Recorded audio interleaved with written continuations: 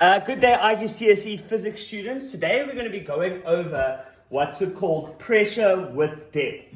And what happens is that objects, when they are submerged in a liquid, they experience more pressure the deeper in the liquid they go. That's why submarines, when they have to go to these huge depths, have to be reinforced with huge amounts of steel in order to withstand these types of pressure, guys. So what this the most important part of this concept is that we need to understand this equation, which is change in P is equal to rho times G times change in H, okay? And let's go through what all of these means.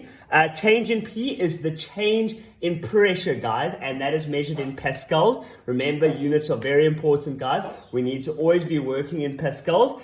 Rho, okay, which looks like a skew P type of thing, which is the symbol for density, which you guys would have done already, which is going to be measured in kilograms per meters cubed. Okay, the next one is G, which is gravitational acceleration, which we know is 9.8 newtons per kilogram. And then the last one is change in H, which is change in height, which is just going to be measured in meters. And the important things you need to remember about these equations is, firstly, this change in P is not total pressure. That is not the total pressure that the object will experience at a certain depth, because we experience pressure at what's it called when we're not submerged in liquid. We experience atmospheric pressure. So it's very important to know that that change in P is not the total pressure.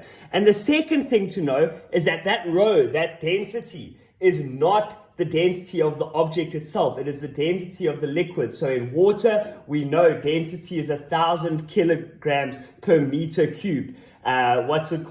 Other liquids will have different densities, but the one we're going to be working with most of the time is water. So let's dive straight into an example so that I can show you how we would use this equation. So the question is, what depth will a plastic ball break in water if the max pressure it can take is 700 kilopascals and the density of water is 1,000 kilograms per meter cubed? It's standard. I just wanted to put it there so that you know where we got it from. Okay. So the first step in this equation is to figure out, if that is the max pressure, what is the max change in pressure it can take? And the first thing we need to know is that here at atmospheric level, we all experience a pressure. So the change in pressure is going to be the 700 kilopascal minus the change in pressure, because when we start at the top of the liquid, let's say we're at the top of the liquid, here we're experiencing 700 kilopascals, and then as we go, we're experiencing atmospheric pressure, and as we go down, we're experiencing more, and the change in pressure is going to be that 700 minus atmospheric pressure, because we already had a certain pressure at the top. And atmospheric pressure is 101 kilopascals. So we go 700 minus 101 and we get 599 kilopascals. But remember, with our equation, we have to convert it to pascals. So it's 599,000 pascals. Now that we have that, we have everything we need to use our equation. So we write out our equation. We say change in pressure is equal to density times gravitational acceleration times change in height. We substitute our values. So we put the 599,000 pascals here.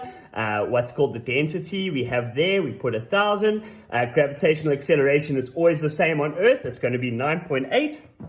And then change in height, we don't know yet, because it's what we need to calculate. So we're going to have to do a little bit of moving around in this equation. So we know is that because we have change in height here, all we do is we take that 599,000 and we divide it by this 9.8 times 1,000, which is 9,800. So the change in height is 599,000 pascals over 9,800, which we do the division there. We find the change in height is 61.122 meters. And because we started at the surface and moved down, that is the max height. So the final answer is 61.22 meters.